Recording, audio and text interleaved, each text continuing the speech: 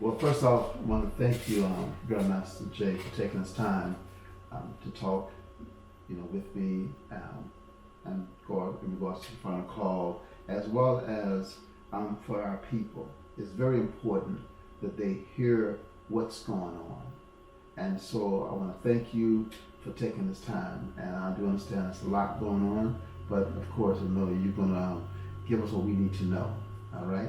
So I just want to get started. First off, there's a case supposed to be against you in regards to you pointing a weapon or whatever towards agent, Louisville police. We understand that. My question to you is, why is this happening now? I understand there's a few 2-3 months ago, 4 months ago. Why is this happening now, and why are they targeting you? I think it's a great question, and thank you for having me, and I bid everyone who's watching, Assalamu alaikum. I answer the question this way. You really have to ask the individuals who saw fit to send a task force to my home to apprehend me and confiscate all my weapons and place me into this situation. You'd have to ask them why they waited allegedly 3 months later when I was supposed to have done this. You'd have to ask them. But if you ask the question, why me? Well, there are several reasons why me. Let's start at the beginning.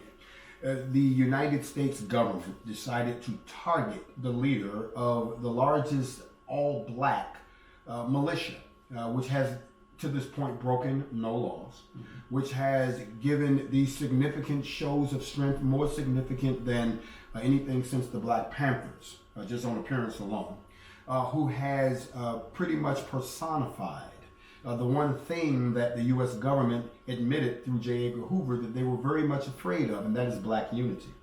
So why not target the leader? They've targeted every major black leader that has existed since we were brought to this country. So this is nothing new. It is the same playbook, the same methods, the same ideology that drove them to assassinate our leaders before. It is the same program, and I am the target because I'm probably one, if not the most visible target in that particular realm right now, that not only is a part of an organization like that, but also has been expounding a message that is inclusive of all of us, not just dividing us further where we can't unify to get ourselves together. That is why I believe that why me. There are a lot of why me's. There are some political reasons of the why me. When you look at some of the characters involved in this particular play, you'll find out that you're talking about the same individual that led an armed protest for Breonna Taylor to receive justice and transparency, now is the target by those very same individuals for justice against some perceived aggression against their officers, when this individual has demonstrated nothing but a track record of operating within the confines of the law, has done nothing but try to abide by whatever municipality laws and legislation, and cooperating with local law enforcement to not precipitate an illegal exchange of gunfire, an illegal execution or murder of one of our own or someone else. We've gone out of our way not to precipitate these situations, and we have a zero incident track record in that respect. Add to that the fact that our numbers are growing. Add to that the fact that there is a wave of unification sweeping across all avenues of the melanated people, and you can see why. Those who still harbor the ancient mindset, those who still dig around in the myth of superiority, those who still espouse the same old stereotypes, the kind that's talked about in the book Brainwash, that they want to keep us in these mental chains and have us do the dirty work that they used to do, then you have to find that someone like myself and someone that sits atop an organization such as the NFAC is a direct threat, not in a militant fashion, but in an ideology fashion, in a theology fashion, in a forgiveness of our own, taking care of our own, nurturing our own, embracing our own, elevating our own to our rightful position at the table. It is only reasonable that they would target an individual such as myself. What I find to be most interesting is that they came with such a flimsy case. Yes, sir. Yes, sir. You mentioned ideology. This is the next question I was going to ask you. I understand that there's a new entity that has been formed, anti-government ideology or something of that nature. I was targeted by a new organization that exists within the federal government that was created within the last 2 months by the outgoing president. And they have one specific target. And it's very interesting, the terminology that they use. Anti-government theology is what they're targeting. They're targeting groups that may espouse an anti-government theology. Let me say it again. Anti-government. It's interesting because we've never been anti-government. I've never been anti-government. As a matter of fact, I've been, if anything, pro-governing of ourselves by ourselves in our own home. So this is not a matter of let's overthrow the U.S. government. It has always been about us having a place that we can call our own, where we can determine our course of us collectively as a race, and that we can re-rise back to the levels of civilization and organization that we had before we were invaded by the Portuguese. That's been our goal. So to say that there's an anti-government theology department, well, let's look at theology. Theology is something that's based on a belief system. So now you're saying that anybody that has an anti-government stance and it's based on your belief system, this department was created to take you out. The same way, if you remember, Elliot Ness and the Untouchables was a special team that was formed to take out the bootleggers. If you remember back in the day, they formed COINTELPRO to take out the black movement. Well, now what they've done is they've now formed the TFS, and that's what it's called, I believe. And its job is to target those that espouse an anti-government theology. Somewhere along the lines, they decided that the NFAC, and specifically its leader, espouses an anti-government theology. So it became an instrument to come after us. Now, here's what I also believe. That particular segment of the government that has been created reached out to the folks in Kentucky to craft this case, because that explains the delay to me. Kentucky couldn't do anything. They knew they couldn't do anything except fix what's wrong and give justice to the people that needed it. But instead, they got reached out. Yes, sir. We want to do something about them boys. I'm pretty sure you got something we can work with. And so they dug and they dug. This is my belief. Don't quote me if it's for knowing, but I'm just saying logically it makes sense. That they dug up something. We got them right here. Well, let's whip up a case. Matter of fact, this is what we'll do. You remember the group that was riding around Portland snatching people off the streets? You remember that? They were dressed, they threw them in the vans. Nobody knew who they was. They're part of this new task force. So this task force deputizes regular folks and makes them federal officers. So now what you want me to believe, that on the night in question that the folks that you claim was on the roof were part of this task force now?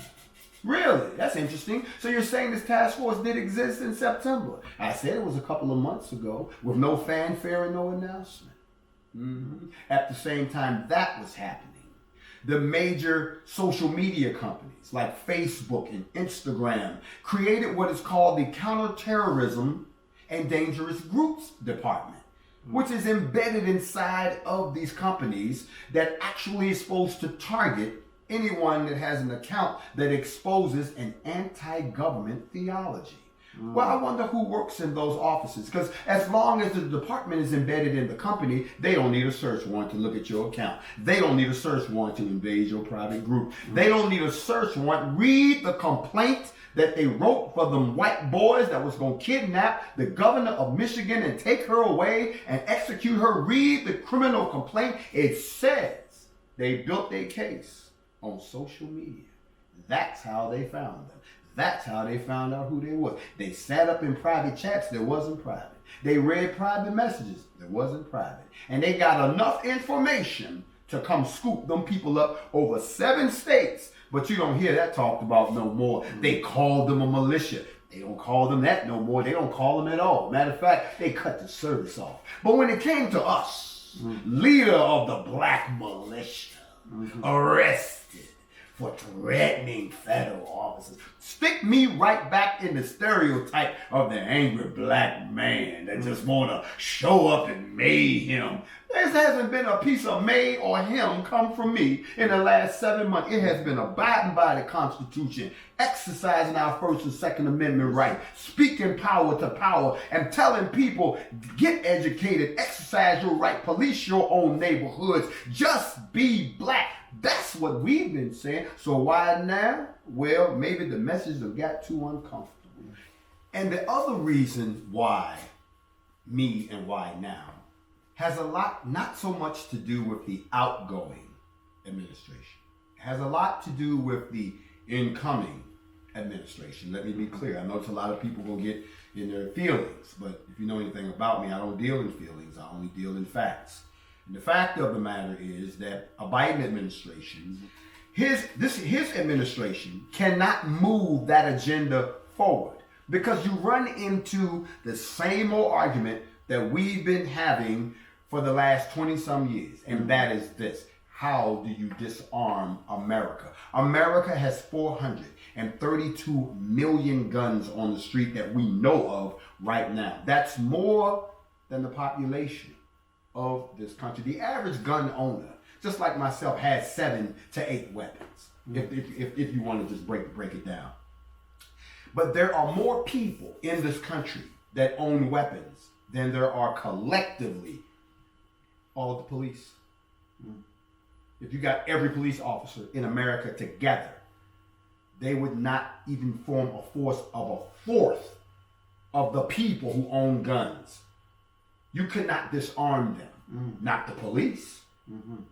So that's why that hasn't gone anywhere. As a matter of fact, no shout out to the NRA, which hasn't said a word about any of this since it all started. But we will get to that some other time. Yes. At the end of the day, the other reason is because they can't push this agenda forward unless they disarm America. Well, disarming America is fine if that's what you want to do, but you got some sub problems in the basement that you got to deal with. You see, the black struggle is in the basement. You see, black anxiety is in the basement. Black restitution and the possibility of black reparations is in the basement. How did he get into the basement? Because we let them put us to sleep with Barack Obama. Y'all got all amped up. You got in your feelings. You thought you had arrived. Bells and whistles was singing and chiming, and y'all thought, this is it. Things gonna turn around. And now, 8 years after that, you found out all you got was smiles and a nice hand wave, and that's about it. Because he did nothing specifically.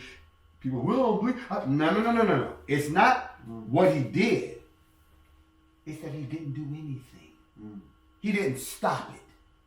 He didn't try to stop what was happening in the streets of America with young black males.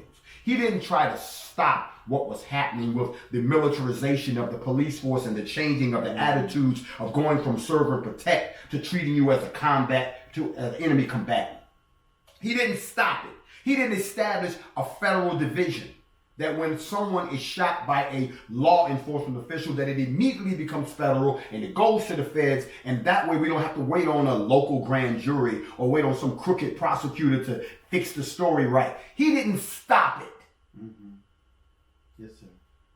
So because of that, we now find ourselves in a situation that what he did do was he gave rise to 528 white militias. Look them up. The Southern Poverty Law Center has classified them all as either a hate group or a terrorist group. The NFAC has never been classified by any of those titles by the Southern Poverty Law Center. Matter of fact, their last statement on us was, we don't have enough knowledge of them to make a determination. As if they're waiting for something to happen so they can give us one of those titles. Rather than saying, it just doesn't fit. They're law-abiding citizens. So now that you have this atmosphere that was created, that was actually a response by, I hate to say it, white America, to the fact that some other white Americans put a black man in the White House. So now the stone cold white folks didn't play that. So they armed up, they gunned up, they knuckled up, they rolled up, they everything up. Because they just wasn't having it. But so then they got they boy in there. And he pumped them up even more. Then they pumped up on that Trump juice and everybody drinking it by the liter. You know what I'm saying? Meanwhile, we still in the basement because he put us there. We didn't go nowhere, but we still down there trying to do the best we can. We're not perfect. Yeah, we still victimized by low income, poverty, our political power being taken for granted, still living on other people's lands, and our culture being stolen every day, and they lying to us about this. We know all that, but we down there doing the best we can. And then the Most High said, it's showtime. And he sent the plague. And the plague is just like what you do with your kids. Take all your toys away. Put you in your room on punishment. Think about what you are doing, what you did, and what you need to do. He did that to the world. And then we all got in the basement now. It's crowded in the basement. A lot of people had time to sit around and think things through. Find out that your family members ain't your family members. You don't know these people. People found out they don't know their kids. People found out that the world will keep on spinning without all of the things that man said he needed. Matter of fact, the animals came out. They were happy. The air was clear for a little bit. We can talk about stratospheric aerosol injections at another time. Another topic. You don't have melanin. But the truth is, if I can be so honest with the nation, is that we found ourselves in a place where the basement got crowded, and when we finally came out, everybody just wanted fresh air, no plague, and a job. But what we found out was while we were sitting in the house getting to know ourselves, they were sitting in the house remembering who they was and how they got to where they are now, and that if they came out of this situation on equal footing with everybody else, then the game would change. So what did they do? They came out old school. They came out in 66 again. They came out in the Chevy. You remember the Edsel? They rolled out in the Deuce of the Quad.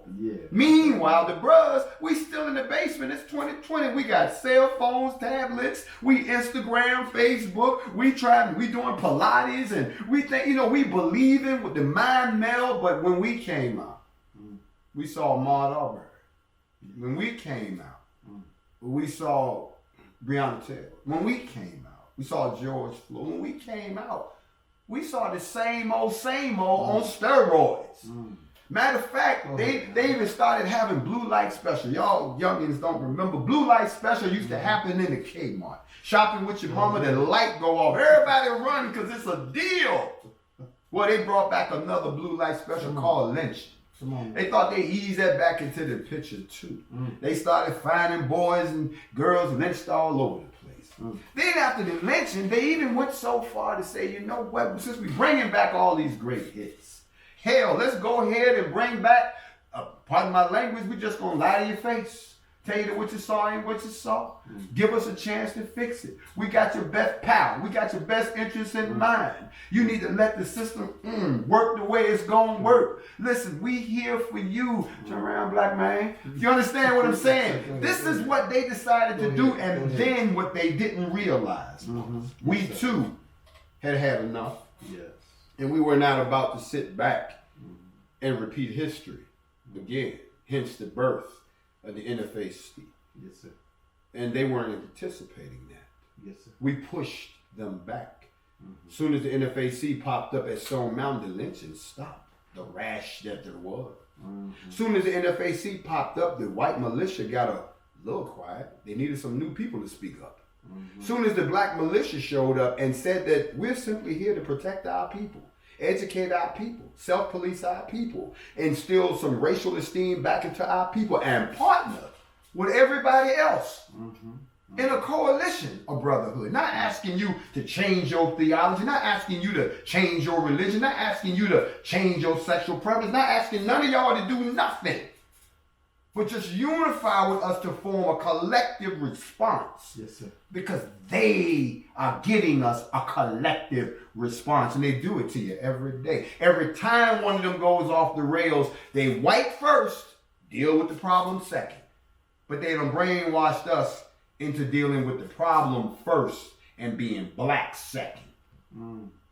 We're doing their work. But y'all ain't got to listen to me. I'm just a black man. Well, I want you to know that you kind of went through all of my questions. So how can this message get out as we're going to share it? Because at the end of the day, we have to come together as a collective. And just like they do support themselves, how can we come together and support an effort with the understanding that there's an attack on you? You mentioned the white militia, and you never really consider yourself or even call yourself a militia. They label you as such. Okay? So how can the people come together and really see, because you really outline quite a bit, Grandmaster Jay. You outline quite a bit, but how can the people support the efforts of what, because it's not just, as you said before, it's not just about you. What's the big picture that everyone needs to know? There's two big pictures. And there's a picture in a picture. The first thing that everybody needs to realize and understand, that irregardless of what happens to me, irregardless of what happened to the NFAC, this is not an attack on either one of those entities. This is an attack on black people as a whole. This is an attack on black unity. This is an attack of us overcoming our differences and all getting on code at one time. Let me break something down. When I say unity, most people think that we're all on the same page and we're all, singing and together and we're kumbaya. That is not unity. Unity means that we all agree on one idea. Doesn't make a difference what our differences are. If we all decide, I'll give you an example, if we were sitting in a crowded room right now and a fire broke out and there was one door, we would all agree. That's the way we're going. Right. We on code. We don't need no code coordinator. We don't need no run coordinator. We don't need no map. We on code, the door. Now, once we get outside, we can go back to being who we was, which I never knew you. But I knew that I had to help you get out that door, because if you didn't get out that door, I wasn't getting out that door. That's being on code. That's unity. Yes, sir. It is an attack on us becoming unified in several respects. Number one, in respect of each other. What I mean by that is this. When you see a black person with a weapon, you've been brainwashed automatically to think there's something negative to it. But when you see a white person with a weapon, you gotta kind of figure out what's going on. You see what you're doing? Is he a patriot? Is he a mass shooter? Is he a hunter? But we don't afford ourselves, each other, that same respect. Yes, sir. It's an attack on the fact that we were beginning to do just that. When you consider the fact that 58% of gun sales in the last 7 months have been by black people, now you wonder why there's a shortage of guns. Why is there a shortage of ammo now? Why? Because look who was arming up. They just raided a gun manufacturer 2 days ago who makes what they call unmarked weapons. These are kits. These are not full weapons. They're just kits. You order pieces and you build your weapon. People have been doing it for years. Well, guess what? Now that black folks are getting unified on the arming tip, well, they had to raid them and shut them down. Never mind, they made $80 million last year, federally licensed, the whole 9 yards. No, we got to shut that down. So it's an attack on our being unified. But it's also an attack on our Second Amendment rights. Because if black folks, law-abiding, legal gun owners cannot assemble themselves peacefully to make a point politically or however so forth, when white folks can run up in state houses and point guns at officers and take over government buildings and nobody gets charged, then what you're staring at is systemic racism in its face. Old school, like it's always been. And for us all collectively as a people not to see that means they're winning already. The second piece, the second part of the bigger picture is that this unification wasn't limited to just the United States. You have to understand that I was building alliances with folks in every continent, and they too were acknowledging those connections. The last thing they want is to see the possibility of melanated people around the globe, no matter what their situation is in their particular country, getting on code with the other brothers in other countries, helping each other out. The United States' worst nightmare is that someone will do to them what they've done to others. Let me break it down for you real quick. The United States goes to a country that's government doesn't want to deal with the United States. Find somebody in the country that got a problem with the government, and equips them, arms them, and backs them, and calls them what? Freedom fighters. When really what they are rebellious folks trying to overthrow a sovereign government that's already sitting. Okay? That's like me coming in your house and telling the kid, I'm going to help you beat up your mom and your dad. Because you can do it by yourself. Okay? They've done this for years. And we know that. But what they've never had to deal with was an element inside of the United States that could bring people from another country here to back up themselves. Right. So it's a double, we gotta shut this down. We have to shut it down. We can't disarm them under the new administration because if they're armed, they may not take the shot. If they're armed, they might fight back against that vaccine. If they're armed, we might lose a couple of people trying to commit genocide against these people. Suppose they figure out what's in the shot. Well, if they ain't got no guns, we ain't got no problem. You see, that's how, I hate to teach here, but that's how they eventually invaded Africa.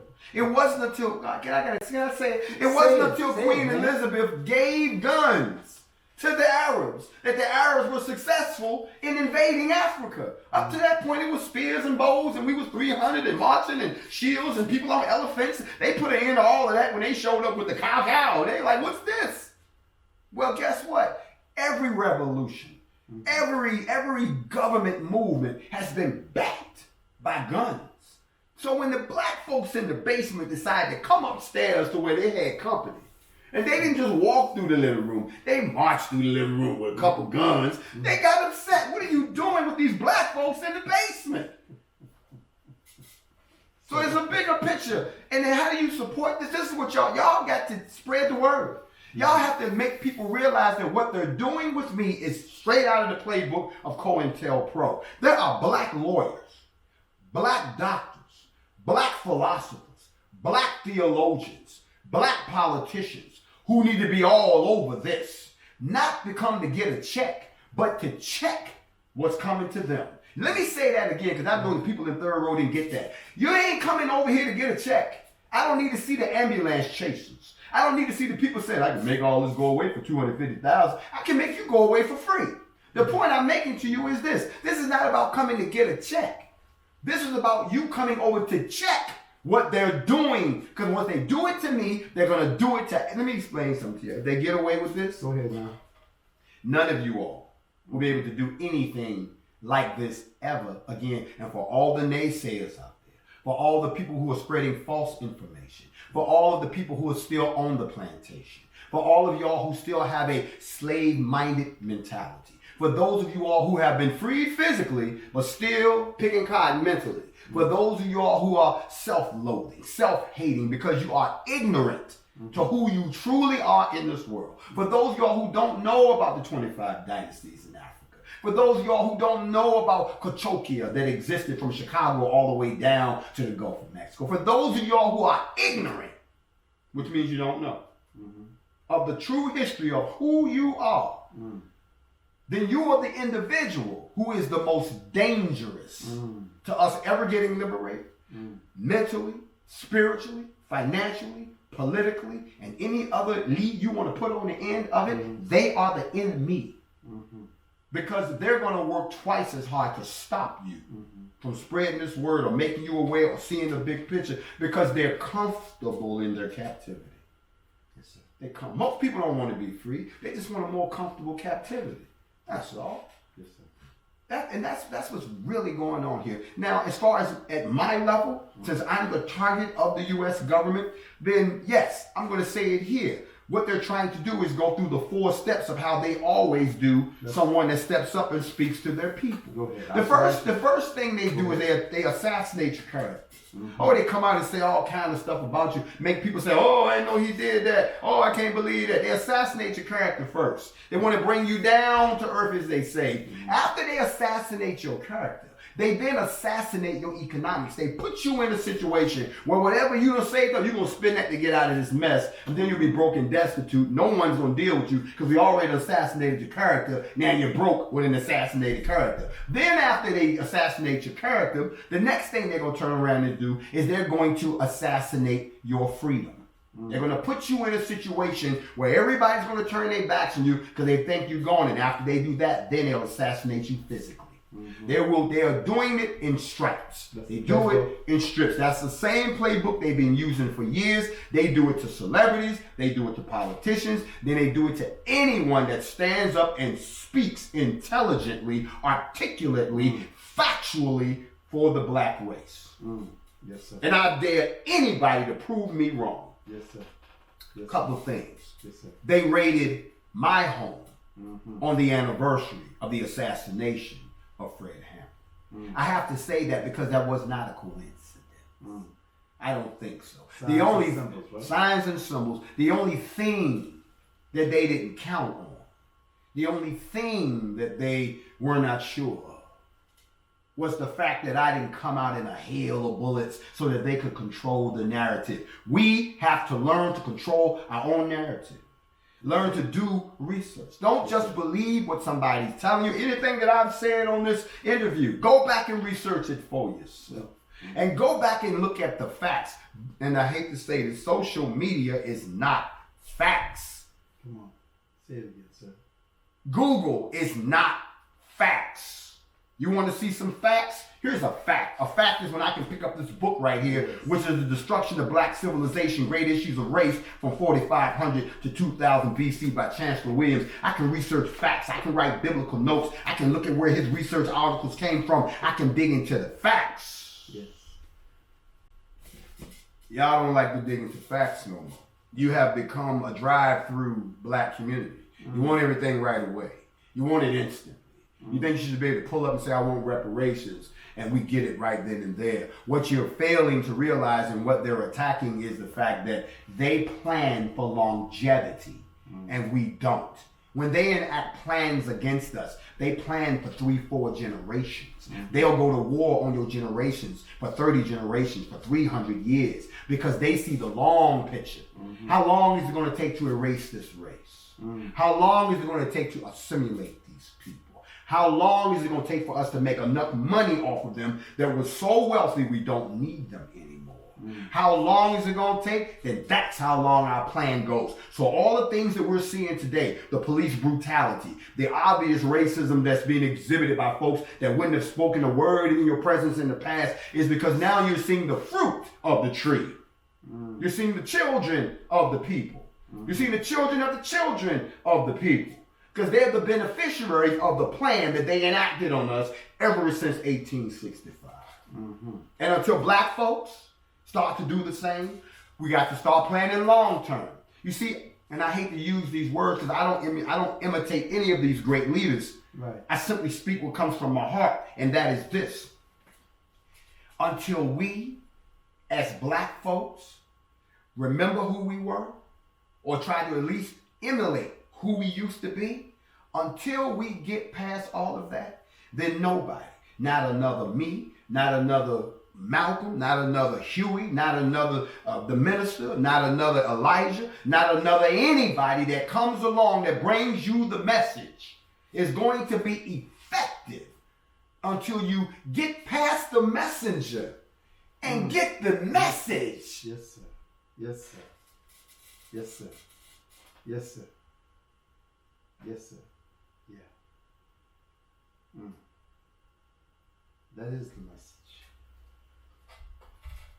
We talk about unity. I'll give you some unity. Yes, sir.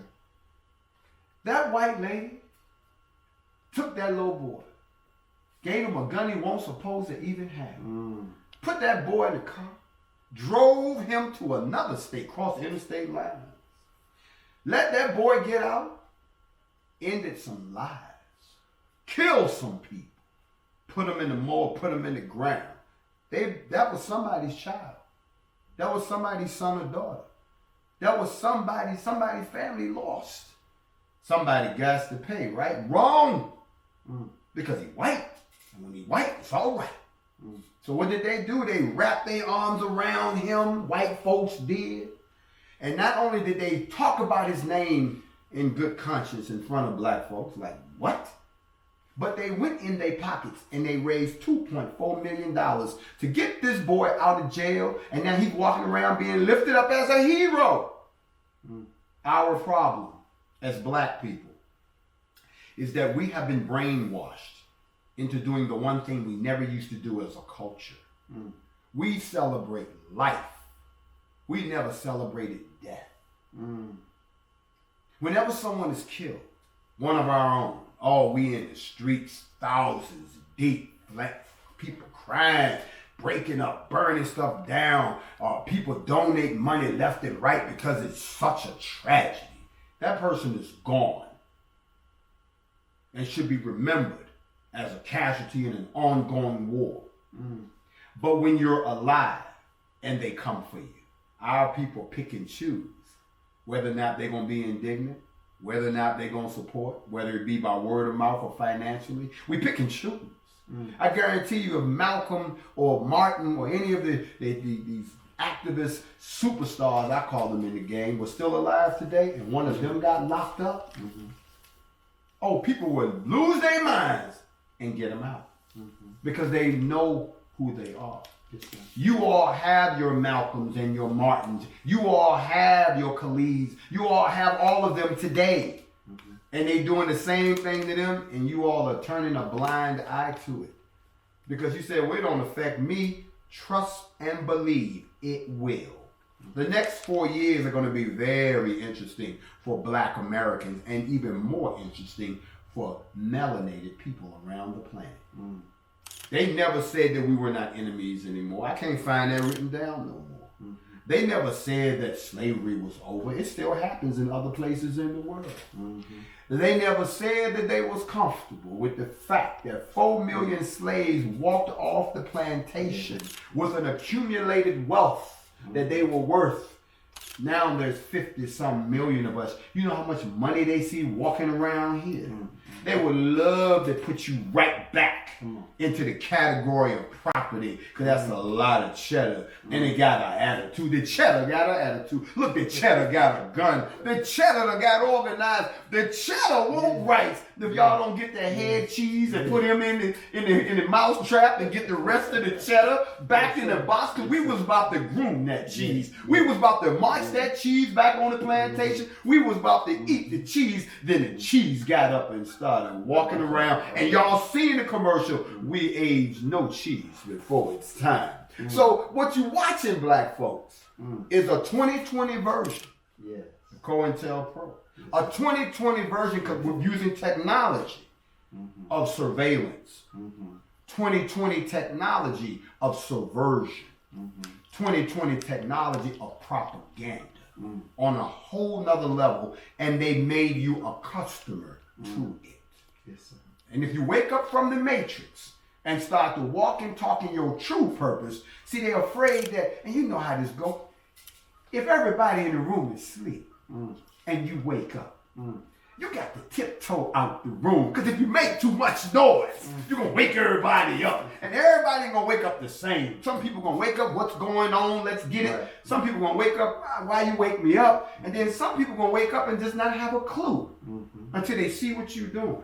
And then they're going to get up too. You see, everybody claims to be awake, my brother. But becoming awake is just the first step. When you wake up in the morning, don't nothing get done until you do what? Get up. The problem with this is we started to get up. They ain't like that. So they targeted me. Because they know that other people going to get up. You understand what I'm saying? And because of the fact that I say just be black, that means that I'm speaking to everybody, everywhere. And all these strong brothers and sisters, especially the ones in the nation, know for a fact And that's why they've been standing the post.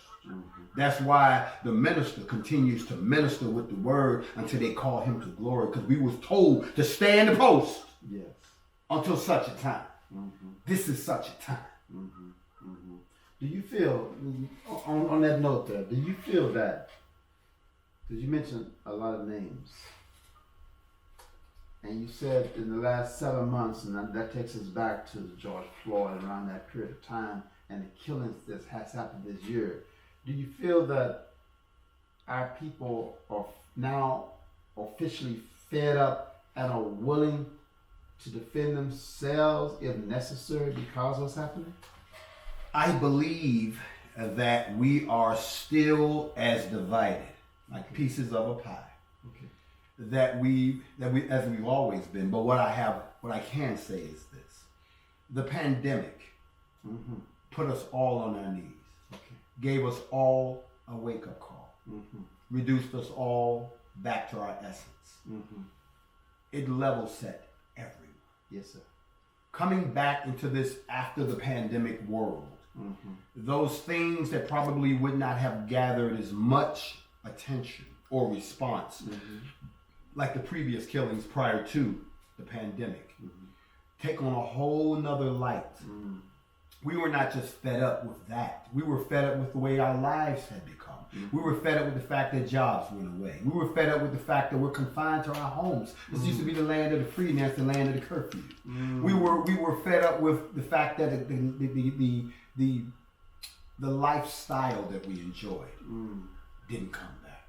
We were fed up with the turn that the world took. We was fed up that 2020 did not announce that it was going to come in the way it did and shake, rattle, and roll everybody. And leave. And leave.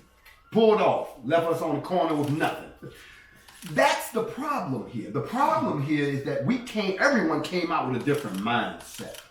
So, of course, when folks saw Ahmaud Arbery, which was not police involved, it was just white folks killing a black person. Yes. When black folks saw the response to that was our first appearance. There were some raised eyebrows because we weren't one of the usual suspects.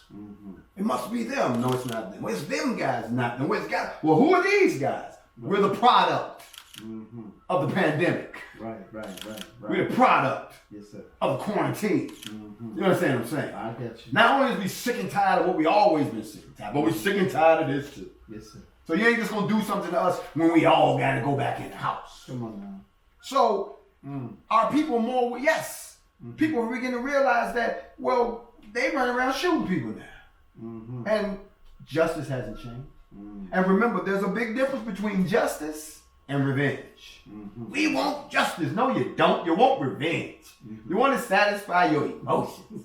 Justice is the law. Revenge is what they used to do to us when they used to snatch us out of jail and land us from a tree, shoot us, and then take pictures and sell it on a postcard so everybody could feel good. That's revenge. Right. Justice is the law. And the law says that if this happens, that's supposed to happen. Our problem is there is no justice because when this happened according to the law, it doesn't happen. So we don't get no justice. But a lot of y'all don't want that no way. We found out that a lot of black people are for revenge.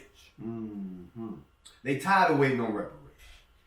Tired of waiting on an official apology. Not just from the United States, but from everybody who participated in the Portuguese slavery. They tired of waiting on you to say something. They tired of waiting on you to even act like something happened. Stop telling me that there hasn't been a robbery when you wearing my clothes. You got on my watch. You got my credit card and my cell phone. Matter of fact, them my glasses you got on, but it ain't been a robbery. But you want me to be all right with you because every now and then you let me wear my glasses. Yes, every now and then I get to wear my watch. Come on, man. I mean, if I act wrong, you take my shoes. Come on. This is the problem. And I didn't mean to get started like that, my brother. I'm just letting you know this is what's going on. And if we don't wake up across the spectrum, yes, sir. This is their final play. Yes, sir. And the reason I say it's their final play is because once they put that needle in your arm, talk about that, sir. You don't know what's in that needle. I don't care what they tell you. Yes, sir. The human system has been fine for millions of years without your shot. And last time I checked, yes, this is a terrible tragedy that this this pestilence. It's circulating the globe. Mm-hmm. But it's not where the pestilence goes. Mm. It's who the pestilence goes after. Mm. And if you got something to do with this, it might splash on you too. Mm-hmm. But its target are in greater numbers, are white people. Mm-hmm. So that picture of the black woman giving the black girl a shot while the white man stood over her, if y'all didn't see, that was a prediction. Mm. Because the black man was nowhere in that picture. Mm. Watch out. Grandmaster J, words cannot express the level of gratitude for you sharing with us today. And I know that this is just the beginning, and we want to be able to tell the world that it is time that we don't turn our faces anymore, and that we start looking in the right direction towards each other, because at the end of the day, we're all we have. And we thank you for standing, being strong, and doing what you're doing, sir. I want to thank, first of all, as always, I want to give my deepest respects and my sentiments of continued support and appreciation to the Honorable Louis Farrakhan himself. Yes, sir. As long as he continues to preach the words of the Honorable Elijah Muhammad, and as long as he continues to hold that nation together, then they will always be considered the extended family. Yes, sir. Of this particular organization. I also want to thank you for taking the time out not to consider it robbery, to come by and see an old man in his waning days. I just want to raise a little hell on the way out the door. Yes, knock over a few trash cans and light a few fires. Yes, sir. But to all of the folks that are reading this or listening to this, I would say that look at me as an example of what could happen to you when you decide to stand up and gird yourselves, organize yourselves, protect yourselves, love yourselves and each other, and unify yourselves so that what happens to me can never happen again. If I am able to be successful for this situation that I'm in right now, I know for a fact that it will elevate the black movement to a level that it never has before, because we will have successfully pushed back against the machine. Not me, us. Yes, sir. Yes, sir. Is there a way that if someone wanted to support you financially, is there a way that they can do that, sir? Absolutely. There are two ways. The first way is there was a GoFundMe site set up by some young ladies. You said was? No, it's still there. I'm saying it was set up Okay. while I was in custody. Okay, yes, sir. It's still there, and anyone can find it. It is the Grandmaster J Defense Fund, the Grandmaster J Defense Fund on GoFundMe. I'll tell you right now that you give what your heart purposes you to give. Some people can do more, some people can do less, but if you can, that's greatly appreciated. These legal fees are astronomical. As I said, the second phase is to break you financially. Yes, sir. The other way that they can contribute is to actually visit our website, which is blacknfac.com. And if they go there, there is a donation tab right there at the top of the page. Those are the two ways, aside from any other gestures folks would love to make, that's fine. And prayers, of course. Well, the prayers are automatically there. Yes, sir. Because the prayers of the righteous availeth much. Yes, sir. I heard that somewhere. I don't know who said it.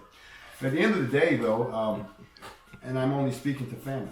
Yes, when I say family, if you're a melanated individual who has some sense of conscience of who you are, not only in America, but around the world, and you realize that we have been the constant targets of injustice for centuries, that this is just the latest episode on a grand scale. Yes, sir. And I ask for your prayers, I ask for your continued financial support, but I also ask for those who have wisdom and those who have ears, continue to speak on what is happening, not just to me, but to us as a people. Yes, sir. And for that, I'm very thankful that we have this chance to sit and talk. Thank you. Thank you. Thank you so much, sir.